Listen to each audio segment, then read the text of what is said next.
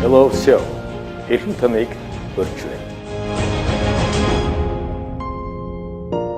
Манай өнөөдрийн энэ удаагийн үдшийн зочноор Happy Flowers компани ерхий захирал хатагтай ууган цэцэг оролцож байна. За сайхан аварч байна уу? Сайн байна уу? Сайн байна уу? Сайхан аварч байна уу? За тэгээд энэ брошюрны нэрнээс авахгүй Happy Flowers гэдэг гоё гэгээлэг хүүхдийн зурагтай юм сайхан байгууллагыг өдрөж явдаг юм байна. Танах одоо хичнээн үнэтэй хэдэн онд байгуулагдсан ямар үйлчлэгээ, ямар чиглэлээр одоо ажилладаг юм бэ? Энийг үзэгчдэг болчихсон. За баярлалаа. Манайх 2013 оны 5 сарын 17-ны өдөр байгуулагдсан. Одоо 7 дахь жилдээ үйл ажиллагаагаа явуулж байгаа.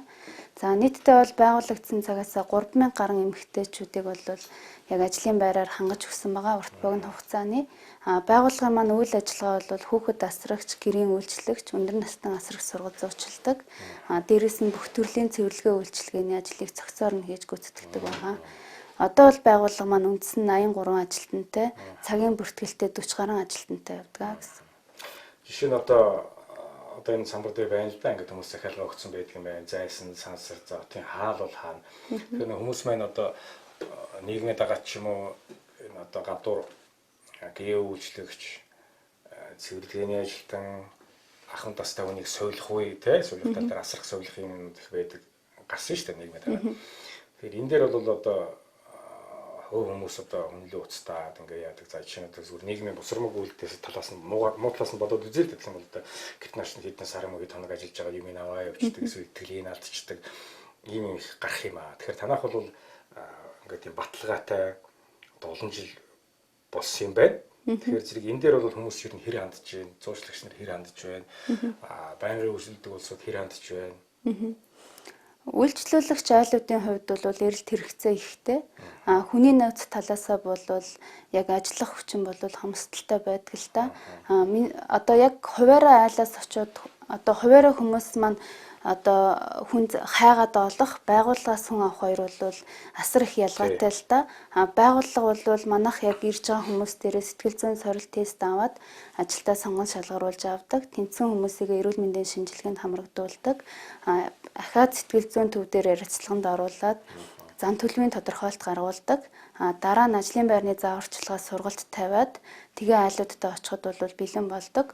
Яг айлуудтай хүнээ өгчүүд бол шууд тэр чигээр нь хайчдаггүй. Байнгын эргэх холбоотой хүнийхээ өмнөс бол байгууллага 100% одоо хариуцлага өөрж ажилладаг гэсэн үг. Сая хэллээ шүү дээ. Одоо ингээд за нэг хаустай ч юм уу эсвэл нэг жирийн нэг айл бай гэж бодъё л да. Тэгэх юм бол одоо цэвэрлэгээний цогц үйлчлэг гэж ирлээ шүү дээ. Тэгэх юм бол одоо настай хүн бай гэж бодъё тэр айлд. Юмдаа хүрч чадахгүй эсвэл ингээ ажил төрөлтэй байнгын ажилтай. Тэгэхээр зэрэг одоо жишээ нь танай компани тандаад одоо манай үзэгчд бол үзэж байна л да. Ингээ танай байгууллага тандаад одоо цонхоо, гэрийнхаа цэвэрлэгээ, үйлчилгээ тэгээд тэр одоо угаа цэвэрлэх юм уу одоо тэр тэгэл ингээ люстер хан тааз одоо тоос унгаах, цонх цэвэрлэх, шалмал угаахаас одоо энгийн наацхийн цэвэрлэгээний ажлуудыг энийг бол танахаас гүйцэтгэдэг юм байна тийм ээ. Хийдэг. За жишээ нь одоо танахаас хүмүүс ингээд ирлээ нэг зуучлагч айл ингээд хүн авах та өндөр настай хүмүүс вэ гэж бодъё. Одоо ахын таснаа энийг хайрлах одоо зүйлүүд их байдаг. Тэгэхээр зэрэг магадгүй тэр айлд ингээд очиход сэтгцийн гажуудалтай ч юм уу эсвэл хит одоо нийгмээс тасарсан ч юм уу эсвэл одоо ууртай догшин ийм хүмүүс одоо байлгаж одоо тийм газар очиж танай хүмүүс одоо янз бүр эрсдэлд орох тийм боломж магадлалууд хэр байдаг юм бэ? Хууль зүйн хүрээнд хэр зохицуулалттай байдаг? Одоо ажилд орж байгаа ажилчдаа бид нэр сонгон шалгаруулалт аваад одоо шалгаруулж авдаг шиг үйлчлүүлэгч айлуудтай бол шаардлага тавьдаг л та. Манай зүгээс яг манай шаардлагыг хангасан үйлчлүүлэгч нар л манад хандаж авдаг гэсэн. Тийм учраас өндөр настай асрагч асарж байгаа ч гэсэн совилхон үйлчлэгээ бол огтосоо үзүүлэхгүй ахуйн асаргаа буюу одоо тэр хүнийг усанд оруулах, хоолыг хийж өгөх, гадаа агаар салхинд гаргах, за хэвтрийн бол нөгөө холголт цоролт үүсгэхгүй тулд эргүүлэх, биед нь одоо тос түрхэд массажлах, эмийн цагаар нь уулгах гэх мэт ийм ажлуудыг бол хийж гүйцэтгэдэг. Совилхын талын юм. Совилхын талыг бол тий асаргаа хийдэг гэсэн. Тэгэхээр нөө үйлчлүүлэгч айлууд маань манайх яг шаардлага тавьсан байдаг учраас магадгүй өөрсдөө үйлчлүүлэгч айлын хувь дээр бацэргийн асуудалтай айлууд бол манад ханддаггүй гэсэн үг. Хуваараа хайдаг гэсэн үг. Монголд бол хууль эрх зүйн орчин бол байхгүй. Харамсалтай нь одоо энэ олон хүмүүсийн өмнөс зөвхөн одоо энэ байгууллага дангаараа бүх хариуцлагыг нь үүрж ажилтгаа гэсэн үг. Тэгэхээр гэрээний харилцаагаараа бол асуудал маань шийдэгддэг. Гэхдээ хууль эрх зүйн орчингүйгээд Монгол улсын нутаг дэвсгэр дээр үйл ажиллагаа явуулж байгаа юм чинь холбогдох иргэний хууль, захиргааны хуулиараа бол захирагтаал явна л да. Энийг яагаад дээрээс ингээ хуульчлаа зохицуулаад ингээд өгдөг юм. Чинь гадны улс оронд одоо чинь мэдхийн одоо Польш, Герман, Шенгений орнууд гэхэд чинь гадны оронд бол бүхэл бүтэн институт ажилладаг. Бүхэл бүтэн том байгууллага тэр үндэ хараа тавьдаг, байнгын иргэд тойрдог. Тэр байгууллагууд хүмүүстэй ханддаг. Зарим газар бүр хэдэн олон жилээрээ хүртэл ажилладаг тийм гэрээ үүсгэгч юм одоо тийм асаргаас зөвлөгөөний хүмүүс байдаг шүү дээ. Тэгэхээр зэрэг манайх энэ хуульчлалтаа ингээд зохицуултыг хийж өгдөг юм уу? Эсвэл үнэхээр дургүй юм уу? Болдгүй юм уу? Эсвэл нийгэм нь тийм юм шаарддаг юм уу? За энэ дуртай ч гэсэн очиод тэр настай хүнийг асарч ийн эсвэл одоо захын нэг оюутан минь чи 100-ийнхаа цагаар одоо гэрээ үүсгэж хийх үү? Сард төдийг өгч игээд тэгээ ингээд дураараа очиод хийчдэг. За энэс бол янз бүр эрсдлүүд юм алгуулах эсвэл одоо хүмүүс итгэдийг алдах өөрөө ч гэсэн бас эрсдэлд ороод хулгараа түлэх янз бүрийн юм байна шүү дээ. Зүгээр тийм жирийн амьдрал дээр бол тийм зөндөл гардаг шүү дээ. Тэгээ энийг одоо энэ хуульчлах тал дээр танах ямар арга хэмжээ авдаг? Ер нь бол нэг шин төрлийн үйлчлэгээ л дээ. Одоо сүүлийн нэг 3-5 жилийн туршлагоо одоо хүмүүс мэдэж эхэлж байгаа. Ийм үйлчлэгээ учраас бол удахгүй одоо хуульчлагдах асуудал яригдах байх л та. Бид нар нөгөө ижил төрлийн үйл ажиллагаа явуулдаг байгууллагуудтайгаа нийлээд хүүхд тасрах үйлчлэгээний төрийн бас байгууллага байгуулж байгаа. Тэр төрийн бас байгууллагаараа дамжуулаад холбогдох хууль эрх зүйн орчныг нь одоо батлуулахын хэмжээнд бол ажлуудаа цаашид хийнэ. Манайхан бол одоо юу гэдэг монголчуудын хувьд нөгөө буруу сэтгэхүйтэй, буруу ойлголттой байдсан болов уу гэж боддог. Яг хүүхэд тасрагч гэрээ үйлчлэгчийн ажил хийн гэхээр нөгөө айлын зарцын ойлголт гэж бодоод байдаг л та. Тэр асуудлаасаа болоод яг энэ төрлийн ажил хийх хүмүүс хамсалтай байдгийн болов уу гэж боддог. Яг барууны орнуудад өндөр хөгжилтэй орнуудад бол энэ ажил маань эрэлт хэрэгцээгээр хоёрт ордог. Өндөр цалинтай ажлын хоёрт ордог ажил юм байна л да. Тэгээд одоо бол манайх Герман, Австри, Швед рүү бас нөгөө давхар асрагчаа явуулдаг. Нэг жилийн хугацаатай олон улсын амфер хөтөлбөр буюу соёл солилцооны хөтөлбөрөөр давхар явуулдаг л да. Тэгээд сая сүүлд би нэг нийтлэл уншижсэн. Тэр нэг нөөбөд бүртгэлтэй 196 орноор аялсан эмэгтэй гэд уншсан уу тэр нийтлэлийг. Тэр нийтлэл дээр хамгийн богино хугацаанд нөөбөд бүртгэлтэй 196 орноор аялсан эмэгтэй юм л да. Тэгээд тэр аяллахаа зардлыг тэр эмэгтэй хүүхд тасрагчийн ажлыг хийж цуглуулж олсон гэдэг айгүй сонирхолтой нийтлэл интернетээр явж байсан. Тэгээд 196 орноор аялаад хамгийн гоё улс нь Монгол гэж бас хэлсэн байл. За сэтгэлдээ үлдэж тийм ээ. Үлдсэн байлээ тийм. Яг манай Монгол хүн бус дэлхийн улс орнууд одоо илүү цаг ууж сэтгэлтэй, тайван амгалан юм арт юм шүү дээ тийм ээ. Эртээр цагаас. Ер нь эртээр цаг одоо нийгэм за нийгмэд дагаад хүний амьдрал сэтгүү өөр болно. Хуучны үед бол нүүдэл малчин ахуйтай нүүдлийн иргэшилтэй юм сайхан арт юм. Тэгэхээр тэн дээр бол хүүхэд тасрах өсгөж хүмүүжүүлэх бол маш шарин туршлагатай. Манай монголчуудын маань бүр уламжлаад ирсэн нандин өвтөн штэ. Нэг л сайхан гоё орчин үеийн юундаа тохируулаад явал бас их сайхан юм байна. Ер нь их сайхан байна. Буянтай юм сайхан ажил. Өөрийнх нь танай байгууллагаас өөр тусдаа бас ийм ажиллагаа үйл ажиллагаа хичнээн байгууллага байдаг юм. Ер нь бол бүртгэлтэй 21 газар байт юм билээ. Тэгээ идэвхтэй үйл ажиллагаа явуулж байгаа бол дандаа аж ахуй нэгжээр л явж байгаа. Тэрийг нь бол сайн мэдэхгүй. Ямар ч гэсэн бүртгэлтэй 21 газар байдаг гэсэн. Тэндээс идэвхтэй үйл ажиллаж байгаа нэг 6 байгууллага баг шиг. За дотооддоо юм ярьчлаа. Гадны ямар за түрүүн сая хэллээ Герман, Франц, Бельги ярьчлаа. Гадны ямар орнуудын туршлагаас авж гин, судалгааг нь авж гин.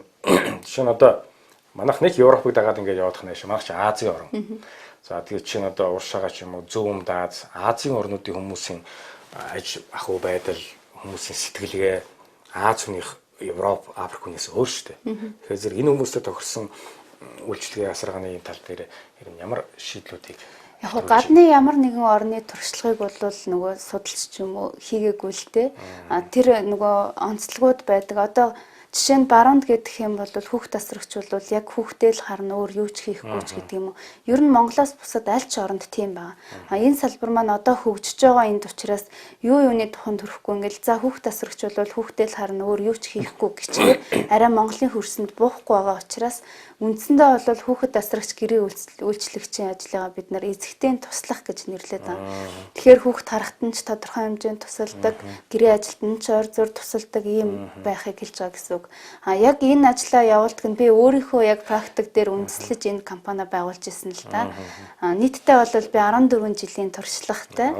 Тэгээ 9 дугаар ангиасаа эхлээл одоо аймгийн төв рүү сургуульд очивол ажил хүүхэд харж тэгээ хийжсэн.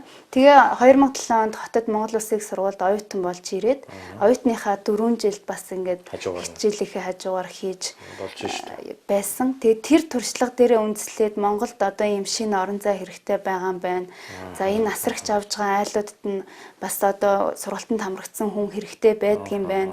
Нөгөө талдаа нөгөө ажиллаж байгаа хүмүүс нь эрх ашигаа хамгаалуулах асуудал гардаг юм байна гэдэг үндсэн дээр их сургуулаа төгсөөд 22 настай анх энэ компани байгуулж исэн. За амжилттай юм байна. За жишээ нь хоёул амьдрал руу жоохон ойрт хэл дээ. Жишээ нь одоо за зайсанд явуудчих. Зайсанд гэр бүлийн хоёр нь хоёулаа төрийн байгууллагын ажилтнууд өглөө гараад шөнө төлөөр ирдэг. Зарим нь одоо ажил дээр хондогч юм уу. Эхнэр нь одоо ажилласаа ирэхдээ дэлгүүр орж нэг юм хүмүүс цуглуулах тийм завч байхгүй. Тийм ажилтаа болсон. За нэг гэрээ үйлчлэгч авчлаа. Хүүхд тарах, хүүхд тасрах. За тэр хүүхд тасарна гэдэг маань давхар дээр одоо зүгээр жишээ шүү дээ. Хүүхд тасарна гэдэг нь хүүхдийн хооллон, гадаа салхинд гарan тоглуулна, хажуугаар нь аав ээж нэрхэж явахдаа орой тэдний хоолыг бэлдэнэ, хогийг гаргаж асгана, дэлгүүрлүүгээд нөгөө гэрээ зэгтэн минь нэг дэлгүүр ор тийм авчаарай, хүнсээ тэгээ цуглуулчаарай гэдэг мөнгө өглөө бадноос дээр орхио явцсан бай гэж одоо үүднийхээ утасны хажууд. За тэрийг аваад хүнсийн цуглуулчлаа.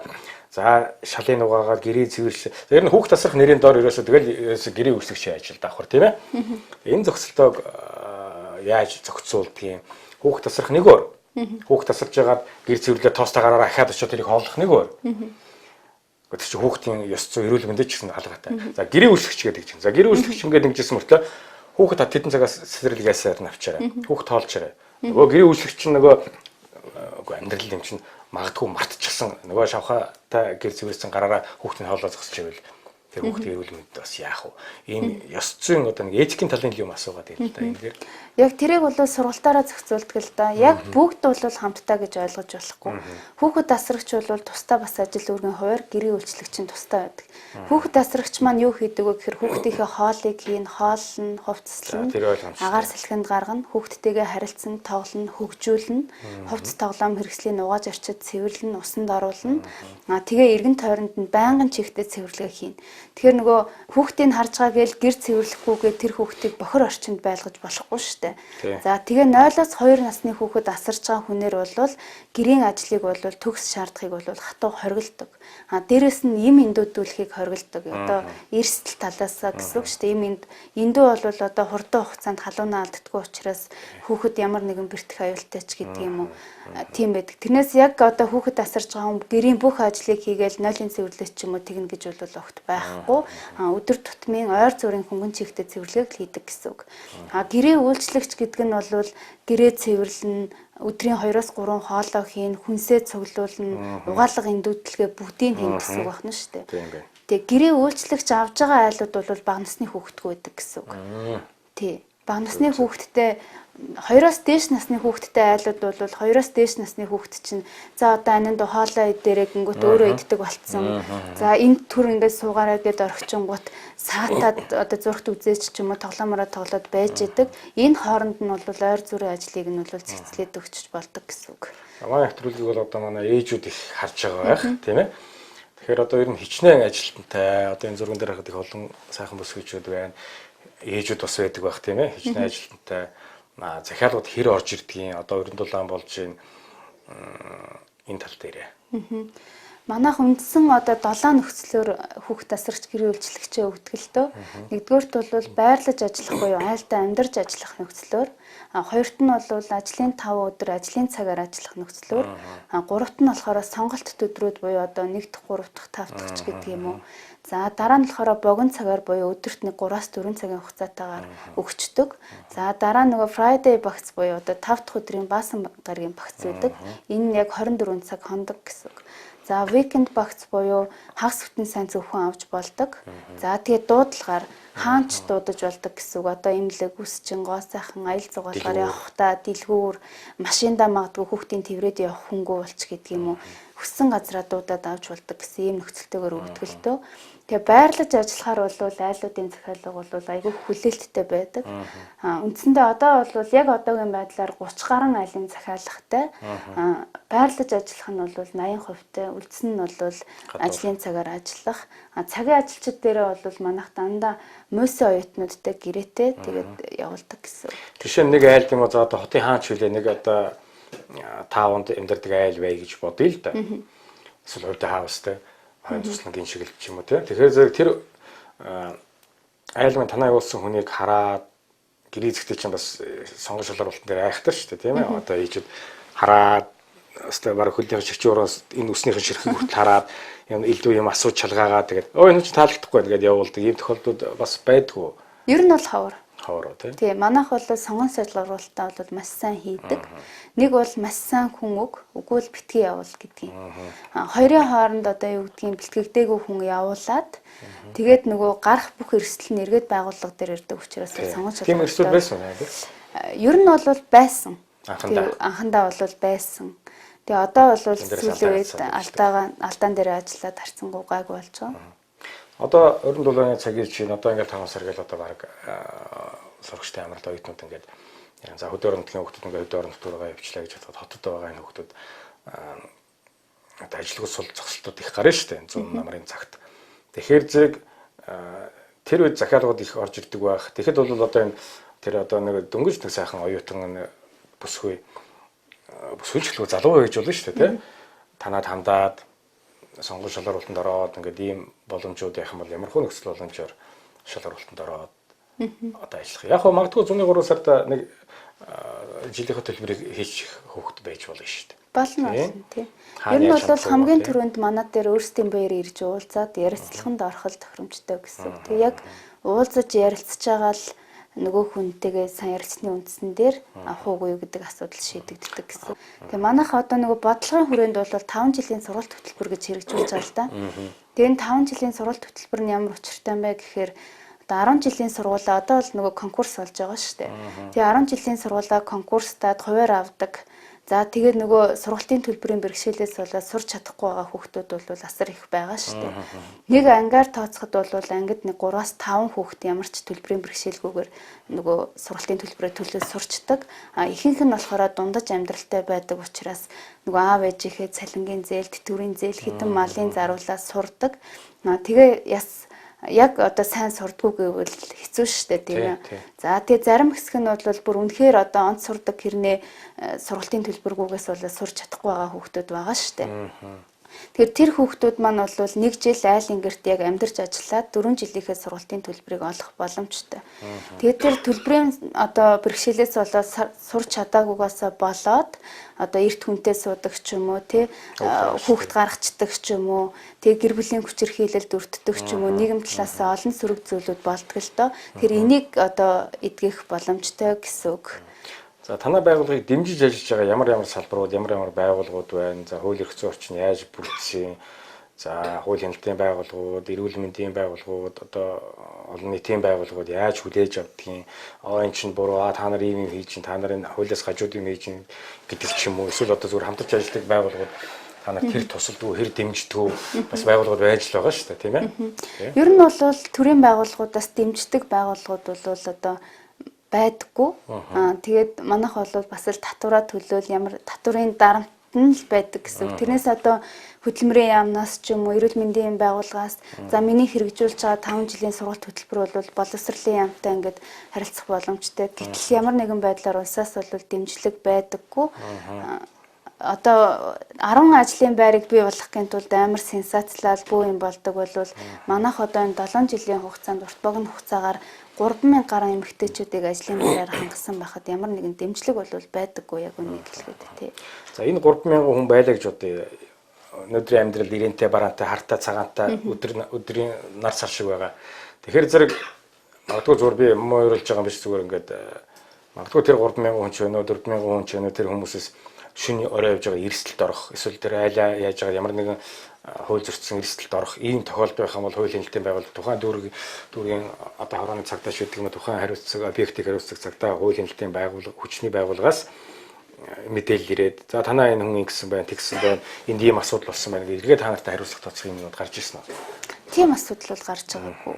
Одоо юу гэдгийг айлынхаа гэрээс зөвшөөрөлгүй хувцсыг өмсцэн ч юм уу эмэг зүйлтийн зүүцсэн ч юм уу тохиолдлууд гарч исэн болохоос биш яг айлын гэрээс бол юм хулгай хийгээд явж исэн тохиолдол байдаггүй. Манай ажилчид бол өдөр болгон цүнхээ шалгуулад гарын үсгээ зуруулад ингээ явдаг л да. Тий. Давхар нэгсэнтэй бас тэр айлын бас хэмжлэнд байна гэсэн үг. Хааг бол тэгэхээр албан ёсны юм байгууллага. Жишээ нь гадуур улс юм байдаг шүү дээ. Хувь хүмүүс одоо гэрээ өөрчлөгч хүүхд тарна. Хүүхэд одоо нэг нийтлэг үг гэдэг чинь хүүхд тасрагч гэрээ өөрчлөгч хоёул ингэ нийлүүлээ хэлсэн. Тийм хүмүүс их явдаг. Тэгээ очихоор энэ тухайн айл одоо уулзч бариад хуваараа шүү дээ. Тэгээд сонирмын тус их зарагчдаг юм байлээ тийм ээ. Тэгээ нэг иргэний үйлчлэгээ очиж тэр айлдаа барьцаалуулдаг ч юм уу эсвэл тэгээ ийм байдлаараа ингээд ийм ажилдаг хүүхнүүд бүсгүүчүүд их байдаг юм байлээ. Бүр настаа мууч байдаг гэсэн. Тэгээ сонсолдоо тэгээд ийм сонин дээр ийм зарын чанартай эдгээр бол одоо баталгаатай юу хэр яад эдгээр бол хуваараа л бас өөрхөө бас 5 цаас болох гэж явж байгаа хол та. Яг одоо баталгаатай баталгаагүй гэж бол хэлж мэдэхгүй шүү дээ. Олон дунд сайн хүмүүс ч байгаа, муу хүмүүс ч байгаа. Тэгэхээр тэр хүмүүсийг бас буруутгах аргагүй л дээ. За цаашдаа танах ямар энэ үйл ажиллагаа яаж өргөжүүлээд ямар хөө байдалтай ажил хийж бодож байна. Энэ хүүхэд асрах, за тусдаа гэрээ үйлчлэгээ, цэвэрлэгээний тал дээр танах ямар шийдлүүдийг шинээр хийх вэ? Шинэ одоо би хувийн байлаа гэж бодъё. Би шинэ одоо маш их ажил төрөлтэй бай гэж бодъё л да. Тийм бол одоо туслангийн хаусыг ч юм уу хотынхаа байшинг одоо ингээд цэвэрлж амжихгүй цонх монх одоо ингээд таварч найлууч цонх шалаа сайхан угаагаад эхэлдэг тийм ээ тавшраагаа гүвдэг. Ийм нөхцөлд одоо танад хүмүүс ингээд иргэн маань ингээд хандаад юм цэвэрлэгээний үйлчилгээ эсвэл одоо гэрийн үйлчилгээ энэ авахд бол ямар нөхцөл болцсон ямар зарчмуудаар авдгийн. За чи хүн төлбөрийн хувьд одоо бас наано цаана байдаг бах тийм ээ? Тий. Ер нь бол яг хөө манай утсаар холбогдоод дэлгэрэнгүй мэдээлэл аваад авч болно л доо. Энгийн цэвэрлэгээ, их цэвэрлэгээ, тэгээд тогтмол цэвэрлэгээнүүд гээд янз янзын одоо нөхцөлтэйгээр байгаа. Тэгээд тухайн үед яг тохиролцоод өгөөд явдаг гэсэн үг. Тий. За одоо энэ ондоо шинэ ямар төвшөлтэй ажлууд хийх вэ? Ямар ч гэсэн үндсэн 200 ажилтнтай болно гэж төлөвлөж байна. За тэгээд 5 жилийн сургалт хөтөлбөрийг бол албан ёсоор боловсролын яамд санал тавиад хэрэгжүүлээ. Эхний байдлаар бол бид нар 4 сарын 18-ны өдөр Хинтээ аймгийн хан хинтээ чуулгад одоо аймгийн хэмжээнд төгсөж байгаа бүх 10 жилийн хүүхдүүдийн дунд одоо энэ 5 жилийн сургалт хөтөлбөр тэгээ олон улсын амфер хөтөлбөрийнхээ талаар танилцуулга өдөрлөг зохион байгуулах байна. Цаашлах юм бол аймагуудын өөр одоо 103 аймагаас эхлээд бүх аймагуудаар энэ хөтөлбөрөөр хэрэгжүүлж явна гэж бодож байгаа. За дээрэс нь бол бас эхний байдлаар бол нэг 10 аймгийг сонгоод салбараа хөдөө орон нутагт байгуулахаар төлөвлөж байгаа. Тэр хөдөө орон нутгаас бол хүмүүс их ханддаг гэсэн үг. За сургалтууд дээр ярил л да. Сургалтууд дээр ямар сургалтууд байдгийг хэдэн цагийн сургалтууд байдгийг, сургалтын үр дүн юу байдгийг, тэр сургалтаа төгсөөд янз бүрийн одоо цолгон шин диплом юм сертификат авдаг юм уу? За тухайн айлд нэг очихоор за чи сургалт таасан уу маасан уу гэж одоо ингээл ярьдаг л байхад асуудаг л. Яг нарийн мэрэгжлийн сургалт гэж бол үнэндээ явагддаггүй. Өмнө нь бол бид нар яг 6 төрлийн одоо хичээлийн хөтөлбөртэйгээр 10 өдрийн сургалт явуулдаг байсан л та.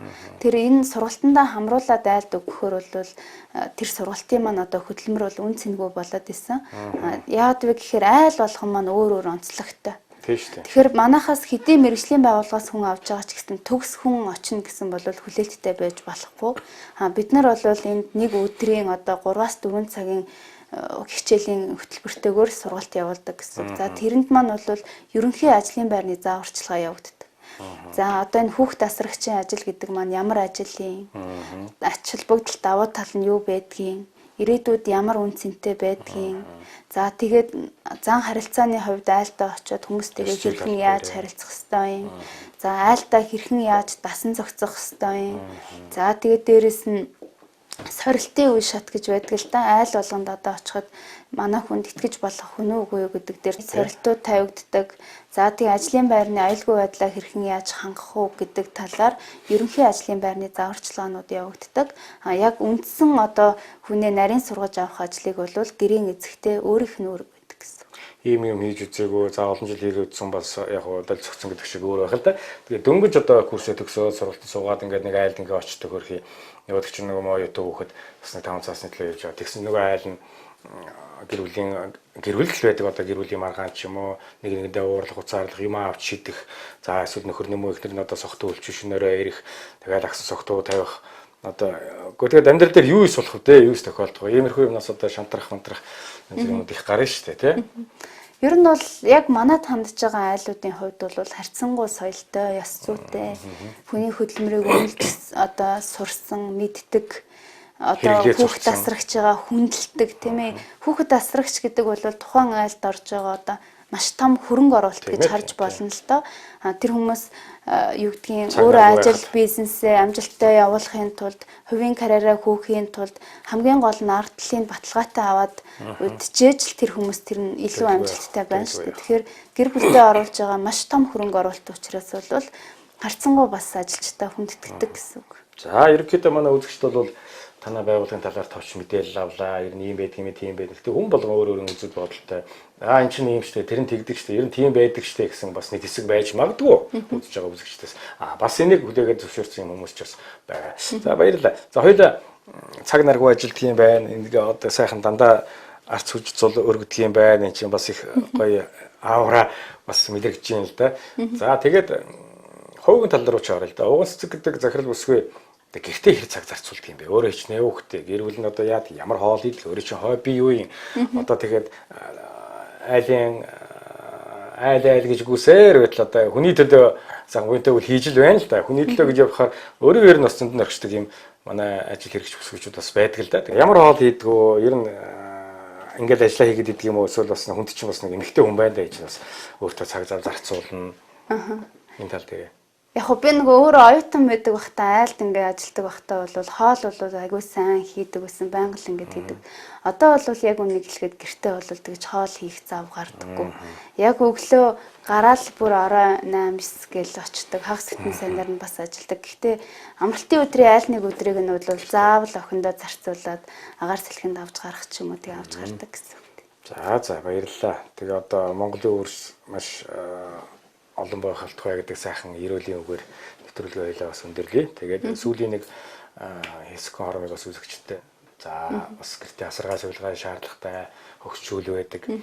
За бас одоо жишээ нь танай байгууллага тандаад өөр нь одоо бас өөрийнхөө хөдөлмөрөөр ингээд сайхан ажиллаад ингээд ийм ажлыг бас сураад авъя хийгсэн. Ирээдүйд ч гэсэн өөрт нь хэрэгтэй шүү дээ тэр хүүхдэд залууд тийм ээ. Энэ тал дээр нэг үзэгчтэйгээ нэг сэтгэлээ бас олцгоё. Яг нөгөө хүүхэд тасрагч гэрээ үйлчлэгчийн ажил гэхээр хүмүүс маань нөгөө буруу ойлголттой байдаг гэд би түрүү хэлжсэн шүү дээ. Тэг яг үннийг хэрэгтэй болвол айлд очиод ажиллахад ажиллаулж байгаа айлынхын зүгээс бол ямар нэгэн дарамт шахалт байхгүй гэр бүлийн гишүүн мэтэл хүлээж авдаг.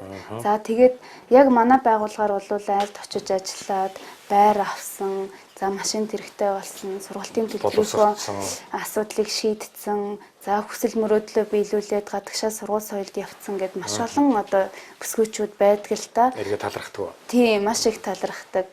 Ямар 14 хоногийн өмнө нэг охин өнгөргөл амар гоё том цэцгийн баглаа бариад ороод ирсэн. Тэгээ яасан гээл тэгсэн чинь нөгөө Сингапурт 3 сар нөгөө асрагч хийж аваад ирсэн.